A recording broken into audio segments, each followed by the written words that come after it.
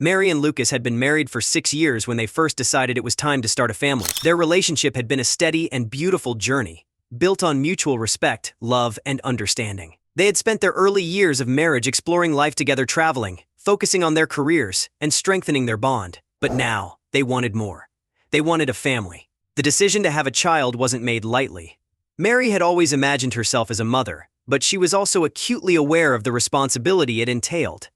Lucas, ever the pragmatist, had spent months researching everything from prenatal vitamins to the best parenting techniques. He wanted to be prepared, to be the best father he could be. After 6 months of trying, the day finally came. Mary stood in the bathroom, staring down at the little stick in her hand, her heart pounding in her chest. 2 pink lines. Positive. She was pregnant. A wave of emotions washed over her: joy, excitement, fear. She had dreamed of this moment for so long, and now that it was real, it felt almost surreal. "Lucas," she called out, her voice shaking. Lucas rushed into the bathroom, his face filled with concern. "What's wrong?" Mary held up the pregnancy test, her hand trembling. "We're going to have a baby."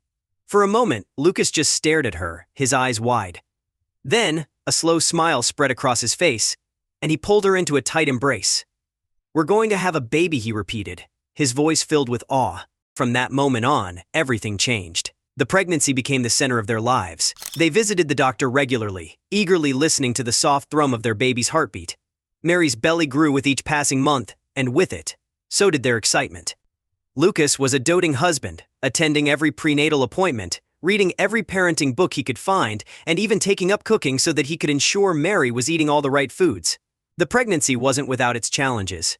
Mary experienced her fair share of morning sickness, and there were nights when her back ached so badly she couldn't sleep. But through it all, Lucas was there, always by her side, offering comfort and support. He would rub her back when the pain became too much and stay up late into the night, talking softly to her belly, telling their unborn child stories about the adventures they would have together. The months passed, and soon it was time for the big day. Mary had gone into labor early one morning, just after dawn. They had practiced this moment, packed and repacked the hospital bag, and yet, when the time finally came, both of them were a flurry of nervous excitement. Lucas fumbled with the car keys, and Mary couldn't stop herself from laughing through the pain. It was chaotic, beautiful, and utterly them. After hours of labor, the moment they had been waiting for finally arrived. Mary's cries of pain were replaced by the sound of a baby's first wail, and for the first time, they laid eyes on their son, Oliver. He was tiny, his face scrunched up in protest at being brought into the world, but to Mary and Lucas, he was perfect. Lucas stood beside Mary's hospital bed, cradling Oliver in his arms, his face a mixture of exhaustion and overwhelming love. "He's ours," Lucas whispered, his voice filled with wonder. "He's really ours." Mary smiled through her tears. "He is. And he's perfect." Those first few months with Oliver were a whirlwind of sleepless nights, endless feedings, and moments of pure, unadulterated joy. Mary and Lucas were exhausted, but they didn't care. They were a family now, and that made everything worth it. Oliver was a happy baby, always smiling, always curious. He had Lucas's bright eyes and Mary's soft hair, and from the moment he was born, he had captured their hearts completely. Mary and Lucas quickly fell into a routine, balancing the demands of parenthood with their own lives. It wasn't easy. There were days when Mary felt like she hadn't slept in weeks, and Lucas found himself missing the quiet evenings they used to spend together, but they were happy. As Oliver approached his first birthday, Mary and Lucas decided it was time for a much-needed break. The past year had been a beautiful, albeit exhausting, journey. They had spent countless nights awake soothing Oliver when he cried, and countless days running on fumes, trying to juggle work and parenthood. They loved being parents, but they needed a moment to breathe, to relax, and to enjoy each other's company. And so they planned a beach trip. The idea of spending a few days by the ocean, feeling the warm sand beneath their feet, and listening to the soothing sound of the waves was exactly what they needed. It would be their first family vacation, and they couldn't wait to introduce Oliver to the ocean. The thought of seeing his little face light up when he touched the sand for the first time made Mary's heart swell with anticipation. The drive to the beach was filled with excitement. Oliver babbled happily in the back seat, his wide eyes taking in the sights as they made their way down the coast. Mary and Lucas chatted about the things they wanted to do: build sandcastles, swim in the ocean, and simply enjoy the peace and quiet that only the beach could offer. When they arrived, the beach was everything they had hoped for. The sun was warm but not too hot, the sky a perfect shade of blue, and the ocean stretched out before them, inviting and calm. They set up their little spot on the sand, spreading out blankets and setting up an umbrella to provide shade for Oliver. For the first time in what felt like forever, Mary felt herself relax. Lucas sat beside her, playing with Oliver, who was fascinated by the sand. His chubby little fingers dug into the grains, and he giggled as he let the sand slip through his hands. It was a perfect day. As the afternoon wore on, Lucas began playing a game with Oliver, lifting him into the air and gently tossing him up before catching him. Oliver squealed with delight, his laughter filling the air. Mary watched them with a smile, her heart full. She had always known Lucas would be a good father, but seeing him with Oliver, seeing the love and joy on his face, filled her with a deep sense of contentment. But then, everything changed in an instant. One moment Lucas was tossing Oliver into the air, just like he had done dozens of times before. The next, a massive seagull swooped down from the sky, its wings outstretched, its beady eyes locked on Oliver. Mary barely had time to register what was happening before the seagull's sharp talons closed around Oliver's tiny body.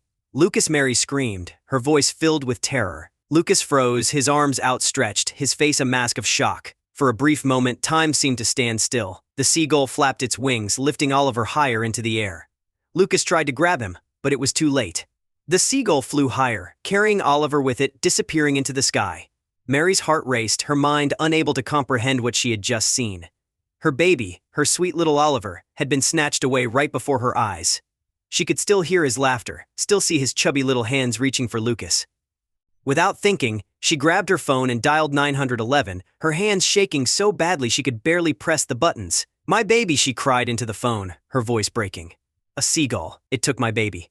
The operator's calm voice did little to ease her panic. "Ma'am, please stay calm. Help is on the way. Please, you have to find him. You have to find my baby." Meanwhile, Lucas was already running. His mind was in a fog, his body moving on autopilot as he chased after the seagull. He could still see it.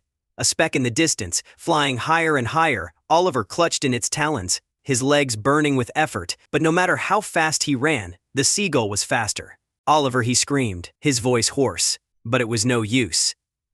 The seagull disappeared over a rocky outcrop, vanishing from sight. Lucas fell to his knees in the sand, his body shaking with a mixture of exhaustion and despair. He had failed. He had let his son be taken right from his hands. How could he have let this happen? He stayed there, on his knees, staring at the sky, until Mary found him. She collapsed beside him, her face pale, her eyes red from crying. "They're sending people to help," she whispered, her voice raw. "They're going to find him." Lucas didn't respond. His mind was too filled with the image of Oliver's face, the sound of his laughter, the sight of him being carried away by the seagull. Within the hour, the beach was swarming with people. Search and rescue teams had arrived. Mary and Lucas stood at the edge of the search area, their hands gripping each other tightly. Mary's heart was racing, her mind spinning in circles, unable to focus on anything but the terrible reality unfolding before her. She had barely been able to get the words out when she spoke to the emergency responders. "A seagull took my baby," she had said. She could see the disbelief in their eyes, the way their expressions shifted from confusion to shock. But this was no ordinary incident, and they understood that quickly. Teams were dispatched immediately. The area was vast, with rocky cliffs, dunes and seagull nests scattered across a half-mile stretch. There was no time to lose, and they knew that any delay could mean the difference between finding Oliver alive or... Mary couldn't even finish the thought. She glanced at Lucas. He was standing next to her, his face pale, his eyes vacant, as if he were no longer there. He hadn't said a word since the seagull had flown away with Oliver. His mind seemed frozen in that moment, locked in a loop of shock and horror. He had always been her rock, the one who held everything together. But now he was shattered, broken by what had happened. "Lucas," Mary whispered, squeezing his hand. He didn't respond. Mary bit her lip, forcing herself to stay calm. She had to be strong for both of them. The search teams were working tirelessly, combing the beach, scanning the skies, and searching the cliffs where the seagulls nested. Volunteers had come forward, 2 local beachgoers who had heard about the incident and offered to help. People she didn't know, strangers who had no reason to care, were joining the search, their faces etched with determination and sympathy.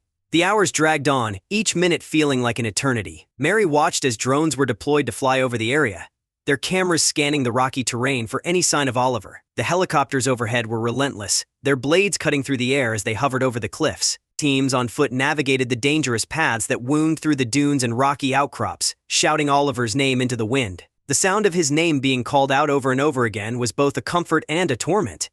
It made everything feel more real, the magnitude of the situation pressing down on her like a weight. Mary could barely breathe, the air thick with anxiety and fear. As the day wore on, the sun began to dip lower in the sky, casting long shadows across the beach. The temperature had dropped, and Mary wrapped her arms around herself, shivering not from the cold but from the gnawing fear that clawed at her insides. It had been hours. They had searched the entire beach, the surrounding areas, even the nearby cliffs where seagulls nested. And still, there was no sign of Oliver. What if Mary's voice broke as she turned to Lucas, her throat tightening? She couldn't finish the sentence. Lucas blinked, finally seeming to come back to the present. His hand squeezed hers in return, but his face remained expressionless, his mind still far away. "They'll find him," he said softly, his voice barely audible. Mary nodded, but the fear inside her was growing. How could something like this happen? A seagull of all things had taken their son. Everyone was shaken, confused, unsure of what to do next. Night fell, and the search continued. Powerful floodlights were set up along the beach, casting long beams of light across the sand and the rocky terrain. The hum of the generators powering the lights filled the air. Mary and Lucas sat huddled together under a blanket, the cold night air biting at their skin. Rescue workers came by every so often to update them, but the news was always the same. They were still searching. They hadn't found anything yet, but they wouldn't stop until they did. Mary's thoughts were a jumble, alternating between hope and despair. She couldn't stop replaying the moment in her mind, the seagull swooping down, its talons wrapping around Oliver, and then the sight of it disappearing into the sky. Lucas hadn't spoken much since they had begun the search. He was lost in his own world of grief and guilt, his eyes fixed on the horizon as if waiting for Oliver to somehow appear. He had always been the one in control, but this was beyond anything they had ever imagined. "Why didn't I grab him?" Lucas whispered, his voice thick with emotion. "Lucas, it's not your fault," Mary said softly, though her own heart ached with guilt as well. "You couldn't have known. No one could have." Lucas didn't respond. He just stared ahead, his hands clenched into fists. The night stretched on, and still there was no sign of Oliver. It was early morning, and the search had entered its 24th hour. Mary and Lucas hadn't slept. They couldn't. The rescue teams were still out there, combing the beach and the surrounding areas. Drones continued to scan the cliffs, while teams on foot climbed the rocks, searching every crevice and ledge. The volunteers, though tired, hadn't given up. They moved with quiet determination, their faces drawn but resolute. And then, just as the first rays of sunlight broke through the clouds, a call came over the radio. "We found something, over by the cliffs about half a mile away." Mary's heart leapt into her throat, and she grabbed Lucas's hand, her eyes wide with hope and fear. "What did they say?" Lucas didn't answer. He was already on his feet, pulling her up with him, his face pale but filled with a flicker of hope. They rushed toward the rescue workers, who were gathering near the cliffs. A small group of rescuers had gathered at the base of a steep, rocky incline. Mary's eyes followed the path of their flashlights, up toward a nest nestled in the rocks, high above the beach. There, in the middle of the nest, sat Oliver. He was wrapped in a blanket of twigs and seaweed, his small body tucked safely into the center of the nest. And beside him, perched protectively, was the seagull. The massive bird stood over him, its wings slightly spread, as if shielding him from the world. Mary felt her legs give out beneath her, and she collapsed to the ground, her hands covering her mouth. Tears streamed down her face, her heart pounding in her chest. "He's alive," she whispered. "He's really alive." Lucas knelt beside her, his own face wet with tears. They watched in stunned silence as the rescue team carefully scaled the rocks, moving slowly, cautiously, so as not to startle the bird. The seagull watched them, its eyes sharp and intelligent, but it didn't move. As the rescuers reached the nest, the seagull finally spread its wings and flew away, disappearing into the sky. One of the rescuers reached out and gently scooped Oliver into his arms, cradling the child against his chest. The rescuer climbed back down the rocks, handing Oliver to Mary. She clutched him to her chest, sobbing uncontrollably, her heart overflowing with relief and gratitude. "Oh my God," she whispered over and over again, kissing Oliver's head. Lucas wrapped his arms around them both, his own tears falling freely. He pressed his face into Oliver's hair, breathing in the familiar scent of his son, feeling the warmth of his little body against his chest. For a long time, they just held each other, overwhelmed by the miracle that had unfolded before them.